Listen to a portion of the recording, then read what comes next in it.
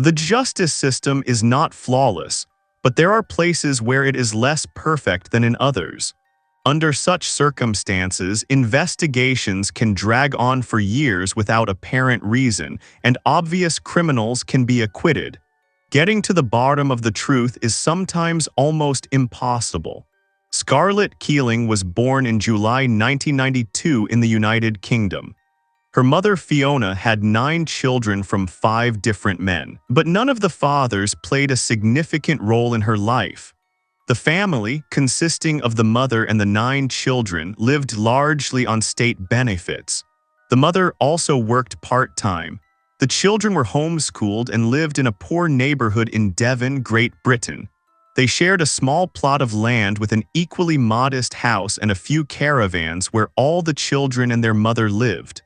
Fiona's first child was a boy. His name was Halloran. At the time of the tragic events, he was 19 years old.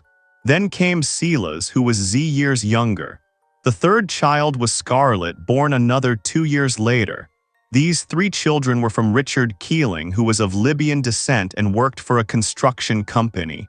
During the time when the parents' relationship was just developing, both lived close to each other in Hertfordshire, but after the birth of the little girl, they soon separated. Next, 2 girls named Marilyn and Kais were born. They were a little more than a year apart.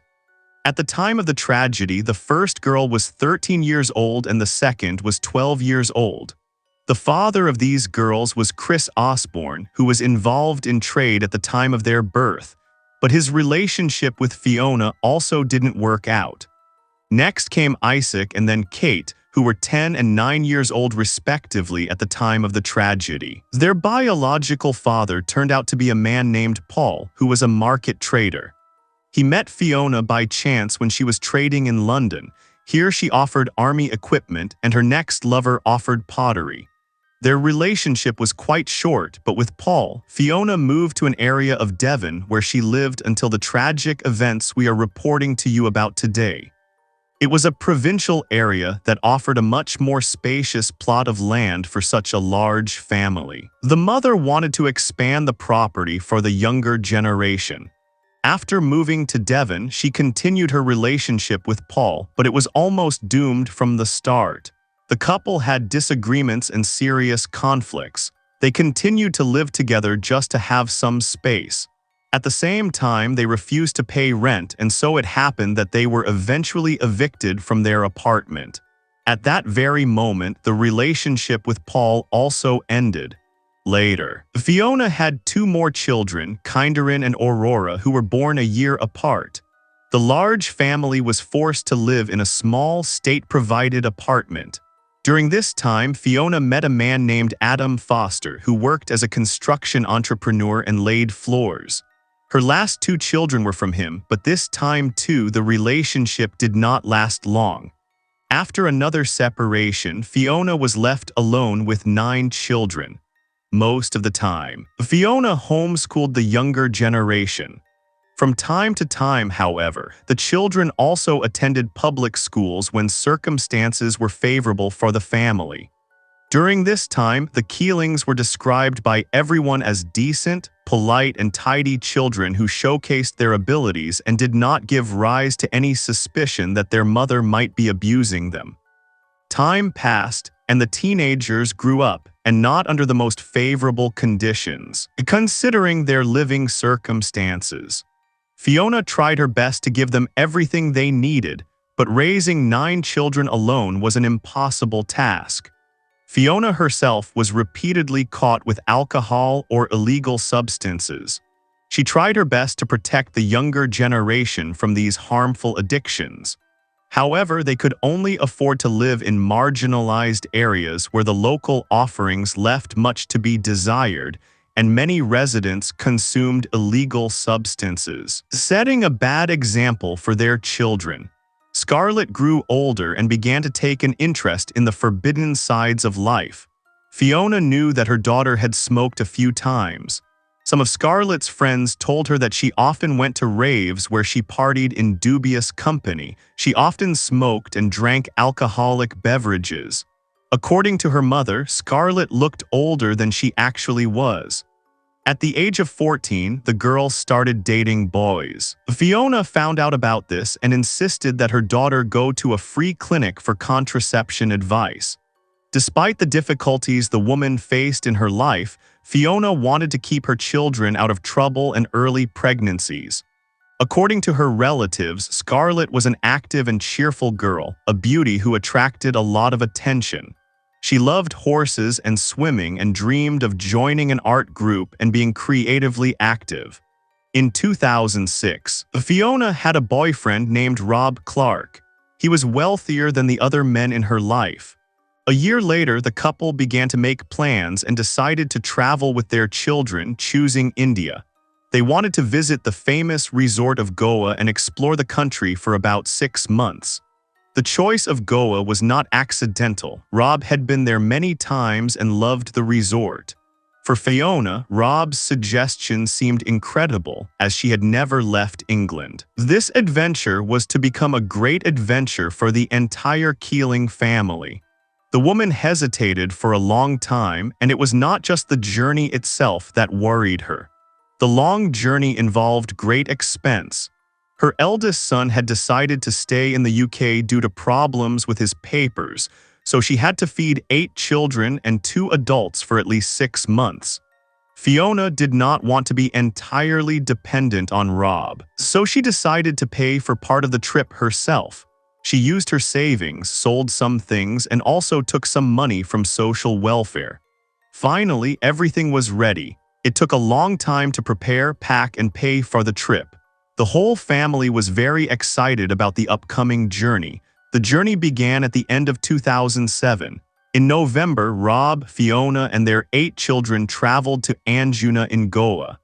This was the first point of the planned trip. The place was a quiet coastal town that is also one of the country's most famous beaches. Many people know that hippie culture is widespread here. You notice it immediately when you leave the airport. In addition, huge parties take place here in various clubs. The atmosphere was quite relaxed and there was always something to celebrate. The British tourists liked it very much from the start, the warm weather, the sea, and the relaxed life. But by early February, the couple and their children had had enough of the hustle and bustle and parties in Anjuna. They wanted to explore other parts of India. Everyone agreed to move on except for Scarlett. During her time on the coast, she met a man named Julio Lober. He was a local tour guide who organized excursions and quickly befriended the girl. Scarlett distributed flyers to promote his activities, and he also took her along as an assistant guide on his excursions. She even wanted to stay with him to continue these activities and enjoy the popular beach. Fiona did not agree with this. Of course, it all seemed questionable to her from the beginning, as it was a 15-year-old schoolgirl who wanted to stay in a foreign country with an unknown man without supervision. It did not seem safe, but Scarlett knew exactly what to push for. Finally, she managed to convince her mother that it was a good idea. The girl would get used to independence, relax, and earn work and money. What could go wrong in such a paradisiacal place? In fact, India is on the list of the most dangerous countries where many crimes are committed, especially against women. Therefore, it was very dangerous for a girl to stay here alone.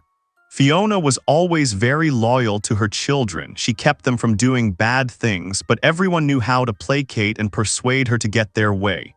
The woman was calm and friendly, and it worked again. Scarlett was allowed to stay with her buddy Julio, but had to promise to attend fewer parties and not go anywhere alone at night.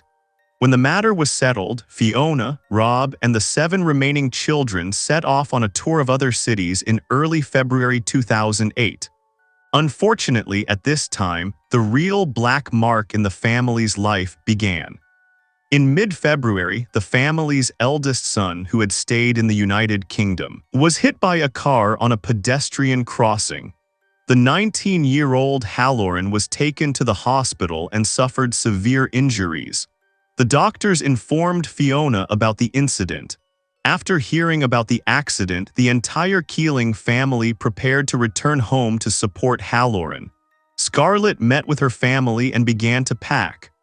On the same day, February 17, her mother spoke with her to get her bearings and coordinate their departure. Scarlett wanted to go to a Valentine's Day party.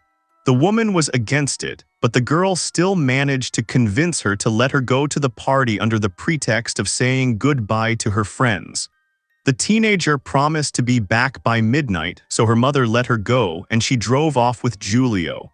At that moment, the woman did not suspect that she was seeing her daughter for the last time and that the party would end fatally. Until then, Scarlett's life on the coast had been a standardized routine. During the day, she distributed flyers for Giulio and accompanied him as a tour guide in some places. She could serve food on the beach and enjoy the moonlight, and in the evening, the party life began. When a 15-year-old girl earned money, she went out to spend it. She worked hard and relaxed even more. Scarlett enjoyed herself until midnight and returned with Giulio to his aunt's house where he lived. The young Keeling quickly got used to this active rhythm.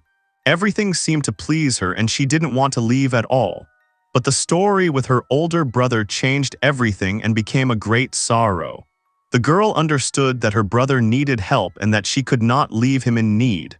Therefore, she decided to return with her family, but in the end, Scarlett decided to disappear completely. That evening, the boy was very tired and felt bad, so he decided to stay at home, but Scarlett and Giulio's 16-year-old sister Ruby went to the last party. During their shared vacation, Scarlett confessed that she had a romantic relationship with Giulio. He even bought her a motorcycle. For Ruby, this was a great revelation because at that time she was only 15 years old and Giulio was 10 years older. After that, however, they did not talk about the subject anymore. Anyway, the girls went to a local bar, then they switched to several places where they each drank, but in moderation. After midnight, they both went home. However, Scarlett did not want to stay at Ruby's house as her family was already waiting for her. She wanted to go to her family, so the girls talked a little more and separated around 1 in the morning in a friendly tone. They also promised to stay in touch after Scarlett's return to the United Kingdom, and later Scarlett planned to return to the resort to visit her acquaintances. Unfortunately, these plans were not to come true. The girl was never seen alive again. She never returned to the house where the family lived, but no one was looking for her at that time. Her mother thought she was at Giulio's house and would return in the morning, but even in the morning she was not there. On the morning after the party, on February 18, 2008, the half-naked body of the girl was found by casual passers-by on the beach. They immediately reported this to the police. The deceased was identified as 15-year-old Scarlett Keeling. Her mother was notified. The woman, already depressed because of her son's condition, almost fainted from shock.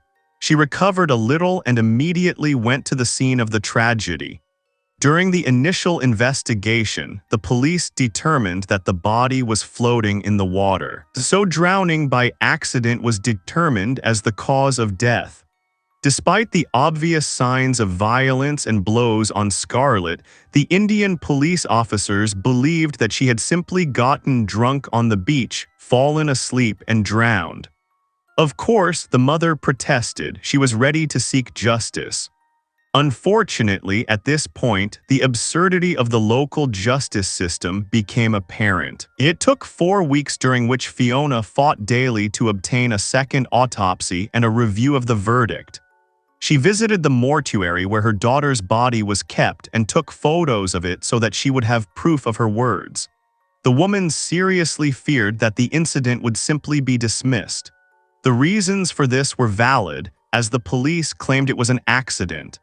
They naturally wanted to hush up the incident so as not to scare away tourists and harm the resort. Fiona was sure that the numerous bruises on her daughter's body, including severe injuries in the genital area, clearly indicated a violent death. She was also sure that her daughter had been raped, but the investigators justified the partial absence of clothing by saying that it had been torn off by the waves.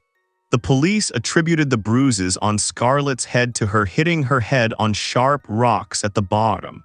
Her belongings did not appear to have been particularly searched. Realizing that no one would help in the search, the woman continued to seek justice.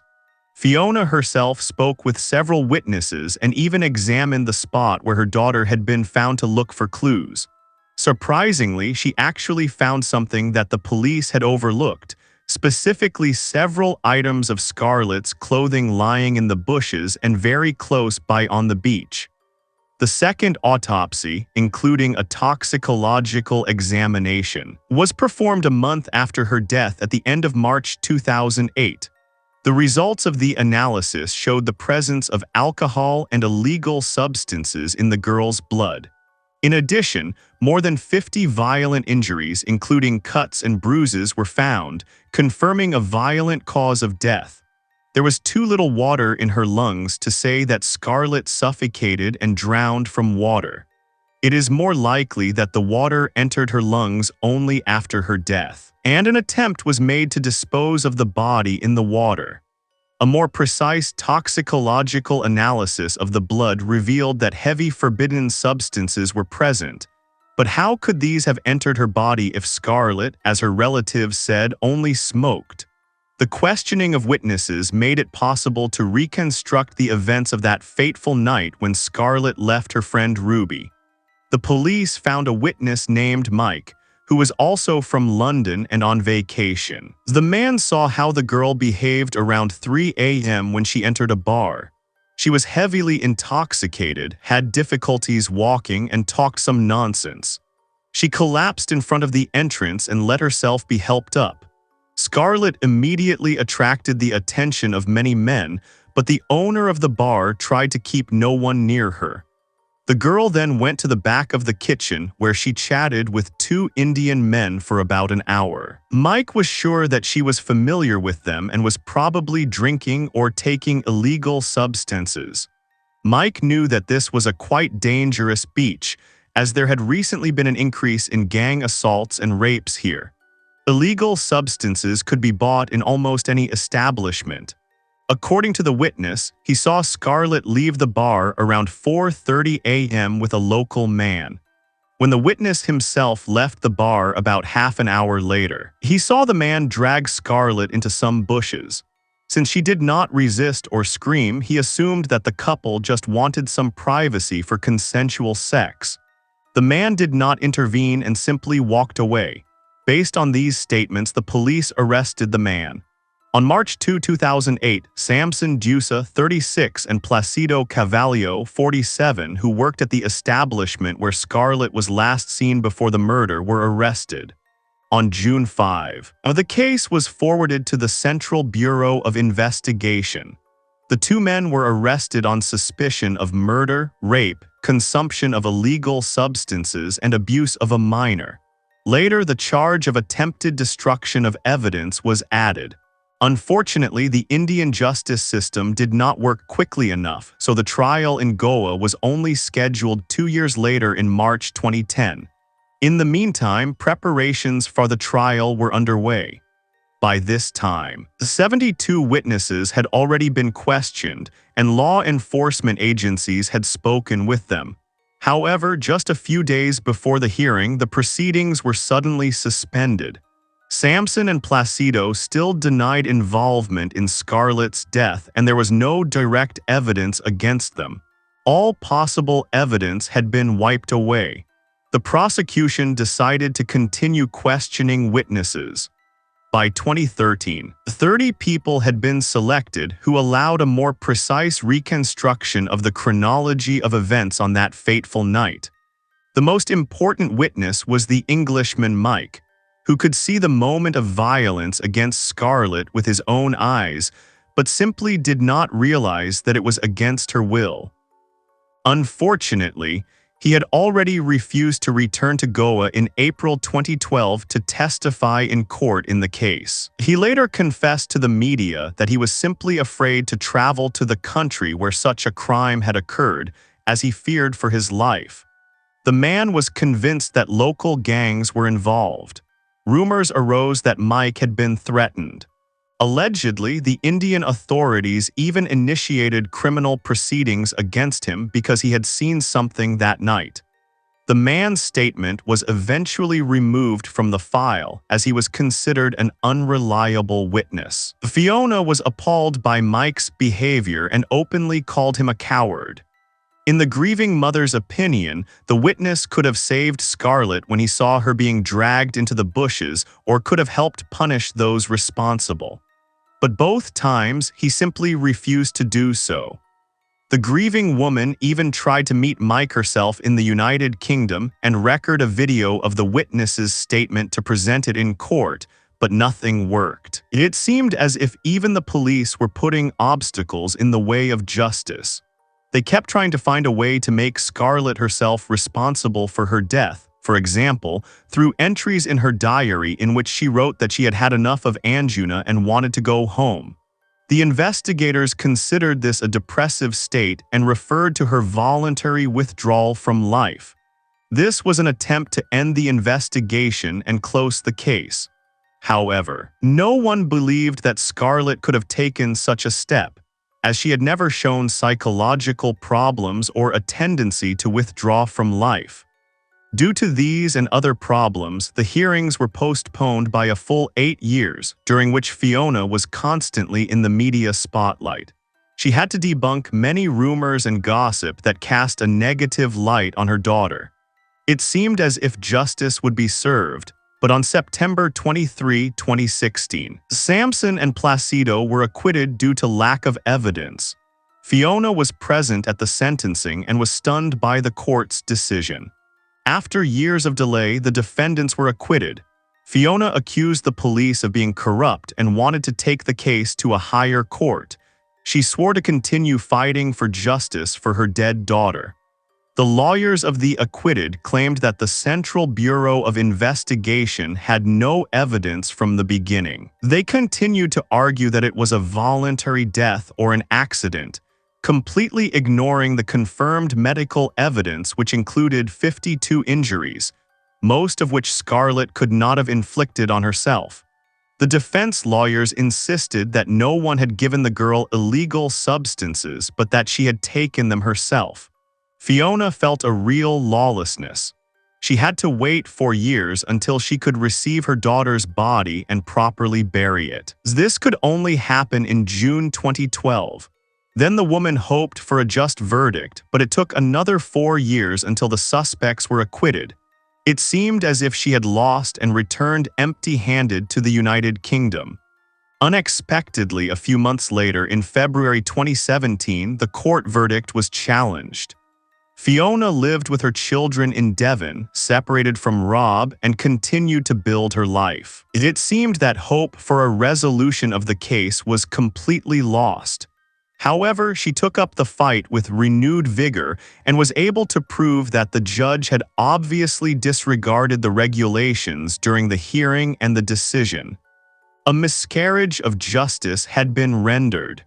Now, both perpetrators were investigated again. Finally, the Angina Public Prosecutor's Office seriously began to consider the theory that Sampson and Placido had intentionally drugged the 15-year-old girl with illegal substances and alcohol to rape her. She probably resisted or was tortured for pleasure, and after the execution, they simply dumped her on the beach promenade, knowing that the teenager in that condition would probably drift into the sea. When the case was reopened, a witness was found who reported that Scarlett had tried to hitchhike around 3 a.m. Apparently, the girl wanted to get to her family, but none of the drivers stopped. She went to a bar on the beach where Sampson and Placido promised to take her along after 5 a.m. when their shift ended. She stayed there to wait for them. It was suspected that Sampson gave the girl a mixture of heavy substances in her drink to sedate her and rape her. The renewed investigations also showed that Sampson was part of a supply chain for illegal substances on the beach, so he always had illegal substances with him. Perhaps it was this connection that initially allowed him to escape justice, as the corrupt authorities did not want to expose what was going on in the resort. Strangely, Placido no longer appeared in the story, and only Samson remained the main villain. Due to friendly relations, however, it was assumed that he might have been the instigator.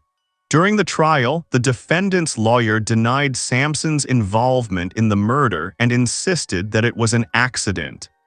He whitewashed his client's image in every conceivable way, but the police had enough witness statements and evidence to believe that he was involved in the brutal massacre of the teenager. The defense lawyer managed to prove Placido's innocence. He had a lot of contact with Scarlett that night but drove home on his scooter before she wanted to leave with Samson. The list of charges against Placido was reduced to incitement even before the hearing began, whereupon the man was acquitted. The charge was dropped, but Samson awaited a different fate. On July 19, 2019, the Bombay High Court found Samson de Souza guilty on 5 counts, including premeditated murder, rape, inducing a teenager to consume hard substances, and attempting to conceal evidence of a murder. Finally, the hour of truth had come for Fiona. After almost 11 years of relentless struggle, she had achieved justice. But the outcome was anything but expected. Samson was sentenced to only 10 years in prison for the brutal, grievous murder. The sentence seemed too lenient. Nevertheless, considering the circumstances, 55-year-old Fiona was glad that her energy had not been wasted and that the criminal received his deserved punishment after 11 years. Despite the verdict, Samson continued to maintain his innocence. In fact, Fiona fought for more than just justice for her daughter during that time. In the more than 10 years she tried to bring those responsible for her daughter's death to justice, she was scrutinized by both the courts and Child Protective Services, who were very critical of her actions. It was considered to strip Fiona of custody of all her minor children as a negligent mother, but even that was not the family's biggest problem. Even before Halloran's final act, Fiona's eldest son, then 28, was found dead in a homeless shelter after taking a large dose of morphine. Fiona said that her eldest son was very close to Scarlet and never got over the rape and murder of his sister. He had blamed himself all those years for not having traveled to India with his family and for not having managed to protect Scarlet. And now he was also very angry that the murder of his sister had gone unpunished for so long. A big blow to Scarlett's reputation came from Rob, her mother's then boyfriend, who was with the family on that trip. He provided exactly the opposite information that did not match Fiona's statements. According to him, Scarlett had spent all the money on illegal substances and alcohol in the second month of her stay in Goa, whereupon the entire family lived on 1 bowl of rice a day. According to him, Scarlett smoked in front of her mother, sisters, and brothers. He also reported that Julio had almost violently taken Scarlett away a few days later when they were on another beach. He believed that the mother could have received money for her daughter, which is why she left her with Julio and they left. But it all sounded like another rumor that Fiona vigorously denied. If you liked the video, please give it a like, that helps a lot with its spread. Also, leave a comment to support the channel and recommend the video. Subscribe to the channel so you don't miss new videos. Thanks for watching and take care of yourself.